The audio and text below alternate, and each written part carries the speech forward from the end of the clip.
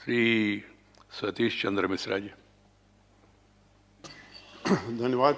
मैं सिर्फ इतना एक अपनी बात शुरू करने वाले आधा सेकंड लेकर ये कहूंगा, मैं कल परसों से पूछ रहा हूं कि कितना समय हम लोगों को मिलेगा। 6 मिनट नहीं, है। हम लोगों को ये बताया गया 10 मिनट मिलेगा। नहीं, और 10 मिनट और लोगों को 12 मिनट दिए गए। नहीं, और जो मैं बता रहा हूँ ना, आज का स्थिति में 6 मिनट है। मैं आप 1 मिनट एक्स्ट्रा भी दीजिए। 5 घंटे आपने बढ़ाया। सतीश जी आप बोलिए, you know how to speak. in time में कैसा कर सकते हो? Please please please. सबके लिए वो सबके लिए बांटा, सबके लिए बांटा। इनके पास 5 घंटे, हम लोग पास 5 मिनट। नहीं, वो तो क्या करे, उनके नंबर उतना है, आपका नंबर की बात नहीं। तो इसमें नहीं, आप समझौता करिए, कोई प्रॉब्लम नहीं इधर में। हम लोगों ने तो प्लीज प्लीज सतीश जी। मैं हमेशा से अपनी मैं बगैर पढ़े मैंने बात की, लेकिन आज आपने समय की बाध्यता कर दी है, तो मैं चाहता हूं कि कम से कम जो हमारी बातें हैं वो रिकॉर्ड में ज़रूर आ जाएं, और इसलिए मैं इसको पढ़ने का कार्यक्रम कर रहा हूं आपकी इजाज़त से, जिससे कि समय बाध्यता जो आपने कर दी है उसकी वजह से। किसानों के बारे में सबसे पहले मैं कहना चाहूँगा कि आप किसानों को रोकने के लिए, आज उनके आंदोलन को रोकने के लिए, उनके प्रोटेस्ट को रोकने के लिए आप इस समय आपने खाई खोद दी है। खाई ये उनके लिए नहीं खोद रहे हैं, ये हम कहना चाहेंगे खाई अपने लिए खोद रहे हैं। जवानों को बंदूक लेकर खड़ा कर दिया है, पानी की बौछारें डाल रहे हैं, आंसू गैस के गोले छोड़ रहे हैं, उनका पानी बंद कर दिया, उनका खाना बंद कर दिया, यहाँ तक कि आपने शौचालय भी बंद कर दिए, और ये भी नहीं सोचा कि उसमें महिलाएं भी हैं, और ये ह्यूमन राइट्स का कितना बड़ा वायलेशन है, इसको आपको देखना चाहिए था। सड़क में कांटे की कील गाड़ दिए। इतनी तैयारी तो पाकिस्तान के बॉर्डर में भी शायद सरकार ने नहीं की होगी जितनी की दिल्ली के बॉर्डर पे कर दी है। जो हमारे अन्नदाता हैं उन्हें आज देश के दुश्मनों का दर्जा दिया जा रहा है। याद रखिए, ये किसान जिनके पास खाने को कुछ नहीं है, खोने को कुछ नहीं है, इन्हें आप डरा धमका कर और उन पर अपना कानून थोप नहीं सकते, जो कानून उनको पसंद नहीं है। हमारी समझ में नहीं आ रहा है कि जब आप 1.5 साल के लिए इस कानून को रोकने के लिए तैयार हो गए हैं, तो फिर ऐसी कौन सी मजबूरी है कि आप इसको वापस लेने में हिचकिचा रहे हैं। आप 1.5 साल के लिए रोक रहे हैं, आप 3 साल के लिए अनाउंस कर दीजिए कि रोक रहे हैं, तो शायद किसान कहेंगे कि अगले चुनाव के बाद हम देखेंगे कि क्या होने वाला। हमारी आपसे प्रार्थना है कि अपना ईगो छोड़कर, बड़े बनकर, और आप इन किसानों को इनकी मांगों को मानते हुए इन तीनों कानूनों को वापस करें। बहुत अफसोस की बात है कि सत्ता पक्ष के एक व्यक्ति ने कल कह दिया कि हम ये कोई भी व्यक्ति किसानों के बारे में कह रहे थे किसी दूसरे के ऊपर बोझ नहीं बनना चाहिए।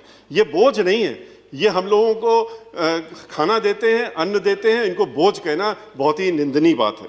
ये कैसी जिद है आपकी, कैसा ईगो है आपका, जिसको कि आप खत्म करना नहीं चाहते हैं और 3 कानूनों को वापस लेना नहीं चाहते हैं।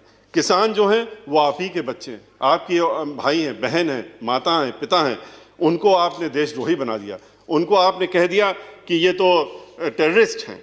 और मीडिया के माध्यम से, मीडिया को इस्तेमाल करके, क्योंकि मीडिया भी 10% को छोड़ दीजिए तो बाकी सब जो है इंडस्ट्रियलिस्ट के हाथ में है, और उनको आपने उन 10% के ऊपर भी इतनी दहशत फैला रखी है कि मीडिया को आज आपने एक पिंजड़े में बंद तोते की तरह बना दिया है कि जो उसको पढ़ाया जाएगा, जो रटाया जाएगा, वो मीडिया का व्यक्ति वही बोलता रहेगा दिन भर, और आपसे भी चाहेगा कि आप यही बोलिए।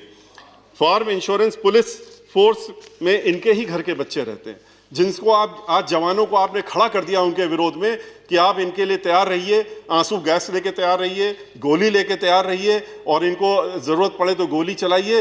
तो ये उन्हीं के बच्चे उस फोर्स में भर्ती हो रहे हैं, और यही जो बच्चे, इन्हीं के बच्चे देश के बॉर्डर्स में भी हम लोगों की सुरक्षा करने के लिए वहाँ पर तैनात हैं, और हमारी आपकी सुरक्षा करते हैं।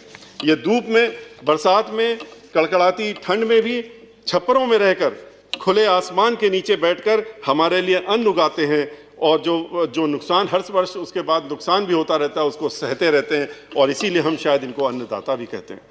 सरकार इन्हें 500 रुपया महीना देकर अपनी पीठ थपथपाती रहती है और कहती है कि हमने इतने 1000 करोड़ रुपए किसानों को दे दिए। 500 रुपया महीना दे करके आप इनको खरीदना चाहते हैं और इनके ऊपर कानून थोपना चाहते हैं। इन 3 कानूनों से किसान को भय लगता है, और सही भय लगता है। उनको भय लगता है कि आप इनकी ज़मीनें हमेशा के लिए इनसे छीन लेंगे। आप जिस तरीके से कुछ चुनिंदा इंडस्ट्रियलिस्ट के हाथों में एक एक चीज को बेच रहे हैं, चाहे रेल हो, तेल हो, गैस हो, जमीन हो, आसमान हो, आपने सब चीजें इनको बेचने का काम, अब तो आपने नदी किनारे पोर्ट्स भी बेचने का काम कर दिया, LIC को बेचने का काम कर दिया। LIC जो जहां पर कि लोगों की लाइफ इंश्योर्ड रहती है उसको भी आपने बेचने का काम तय कर लिया कि इनके हाथ में बेच देंगे। तो ऐसी स्थिति में आज आप बैंक को भी बेचने की तैयारी में आ गए। आपने कह दिया कि हम प्राइवेट बैंक भी और बेच रहे थे, अब आप सरकारी बैंक बेचने की बात कर रहे हैं। जब आप सरकारी बैंक को बेचना चाहते हैं, जिन बैंकों में इन्हीं इंडस्ट्रियल से घोटाला करके पैसा लेकर के विदेशों की सैर कर रहे हैं, तो किसान भी डर रहा है कि उनका क्या होगा। उनकी जमीन, एक बार जमींदारी एबॉलिशन एक्ट जब 1952 में आया था, जुलाई 1952 में आया था, आज से 70 वर्ष पहले, तो जमींदारी खत्म करके किसानों के हक में पूरे देश में ये कानून लाया गया था और उससे उनको फायदा भी हुआ था। आज आप ठेकेदारी के नाम पे उस जमींदारी को वापस लाना चाहते हैं। आज इन किसानों से ज़मीनों की उनकी लेन देन करके, उनके पट्टे करा करके, उनके ठेके में ले करके आप उनको इस ज़मीनों से महरूम करना चाहते हैं। इसीलिए वो परेशान हैं कि इसके बाद इन ज़मीनों का क्या होगा और हमारे साथ क्या होगा। कानून के बारे में आप अच्छी तरह से जानते हैं, जो 3 कानून बनाए गए उसमें एक नहीं अनेकों खामियां हैं। किसानों के हक की कोई चीज़ नहीं है। SDM तय करेगा कि कौन, अगर कोई बात होती है तो SDM तय करे। SDM आपकी सुनेगा, इंडस्ट्रियलिस्ट की सुनेगा कि या एक गरीब किसान की सुनेगा। उसमें अपील और रिवीजन और रिव्यू की पावर है। वो उसमें लिमिटेशन आपने किसान के लिए छोड़ दी 21 दिन, कुछ दिनों की, महीने भर की, और बाकी जो इंडस्ट्रियलिस्ट होगा, जो ठेकेदार होगा, उसके लिए आपने कोई रिव्यू की लिमिटेशन नहीं रखी। इस तरह का कानून आप लेकर के आए। MSP के लिए किसान लड़ रहा है, कह रहा है कि आप MSP जोड़ दीजिए। आप MSP कानून में क्यों नहीं डालते हैं? MSP इसलिए नहीं डाल रहे हैं क्योंकि आपकी नीयत साफ नहीं है। अगर नीयत साफ होती तो MSP डालने का कानून में क्या परेशानी है? आप बार बार बाहर कह रहे हैं, हर जगह कह रहे हैं कि हम तो MSP देंगे, आप क्यों परेशान हो रहे हैं? तो MSP अगर आप देना चाहते हैं तो आप इस कानून में MSP की बात क्यों नहीं रखते हैं? ये तो एक ऐसी ही जिद हुई कि हम जो चीज़ नहीं, आप ये कहते हैं कानून हमारा, इसलिए हम इसको लेके आ रहे हैं क्योंकि किसानों का भला हो जाएगा, किसानों का उद्धार हो जाएगा। जिसके आप उद्धार की बात कर रहे हैं, जिसके भले के लिए कह रहे हैं, वो स्वयं कह रहा है कि हमें ये पसंद नहीं है, हमारे हक में नहीं है, इसको आप हमारे ऊपर लागू मत करिए, इसको हमें मत थोपिए। तो आप कहते हैं नहीं, इसको तो हम आपको थोपेंगे। ये तो वैसी जिद हो गई कि एक स्टूडेंट कहता है कि हम तो इकोनॉमिक्स पढ़ेंगे, हम पॉलिटिकल साइंस पढ़ेंगे, हम इंग्लिश लिटरेचर में आगे पढ़ेंगे। आप कहेंगे नहीं नहीं, आपको तो मेडिकल में ही जाना पड़ेगा, इस देश के सारे लड़कों को मेडिकल पढ़ना पड़ेगा क्योंकि यही देश के हित में है और यही सारे बच्चों के हित में है। तो इस तरह की भावना रख करके थोपना ये अच्छी बात नहीं है। और इसीलिए हम लोगों की ये मांग है और हमारी पार्टी की भी मांग है, हमारी पार्टी की तरफ से हमारी पार्टी की मुखिया बहन मायावती जी ने भी मांग की है कि इन तीनों कानूनों को वापस लिया जाए, स्वामीनाथन रिपोर्ट लागू करी जाए, हर फसल में MSP दिए जाने के लिए लीगल प्रोविजन लाए जाए, किसानों की प्रताड़ना बंद करें। 26 जनवरी को जो हुआ उसके लिए हम लोग उसकी बहुत भर्त्सना करते हैं।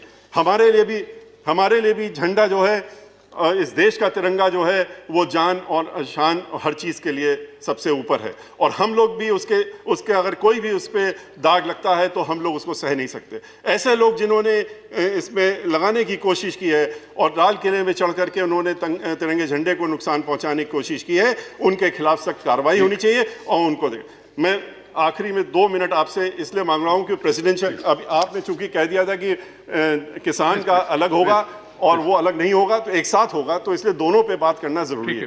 तो इसलिए मैं बहुत ही शॉर्ट में अपने प्रेसिडेंशियल जो एड्रेस है उसके बारे में और बातें जो है उनके बारे में कुछ बातें कहूँगा।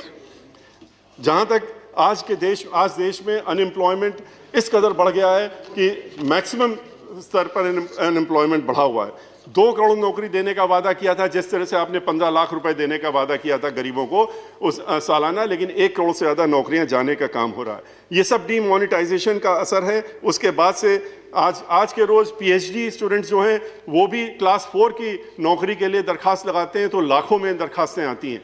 इस स्थिति में आज हम लोग पहुँच गए हैं। एजुकेशन की पॉलिसी आपने ऐसी बनाई है जिसमें कि आप ये नहीं देख रहे हैं कि एक PhD को कहते हैं कि आप नर्सरी पास बच्चे को पढ़ाने का काम करिए, वो भी उसके पहले एलिजिबिलिटी टेस्ट पास करिए।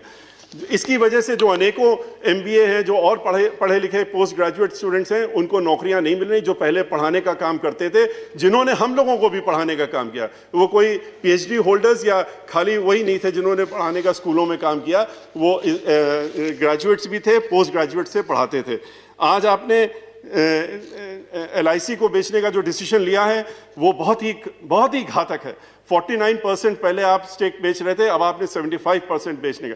एक व्यक्ति होता है उसको लगता है कि हमारी लाइफ इंश्योर्ड है या हमारे बाद हमारे बच्चों को इंश्योरेंस मिलेगा, आज आप उसको भी प्राइवेट हाथों में बेच रहे हैं। जिस तरह से आप हर चीज को बेचने का काम कर रहे हैं ये उचित नहीं है। Thank you Satish ji. Sir I'll take You have taken already 9 minutes, please.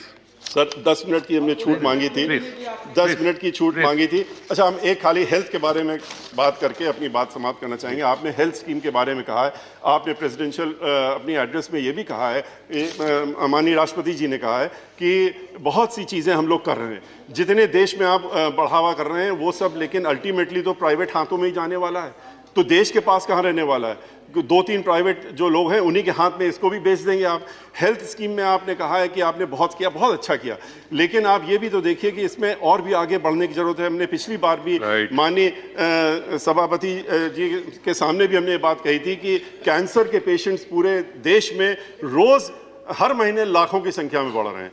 Cancer का ट्रीटमेंट जो होता है उसके लिए मशीन चाहिए होती है, लीनियर एक्सरे मशीन चाहिए होती हैं, और लीनियर जो एक्सलेटर मशीन होती है वो सिर्फ विदेशों में बनती है और 2 ही कंपनियां बनाती हैं।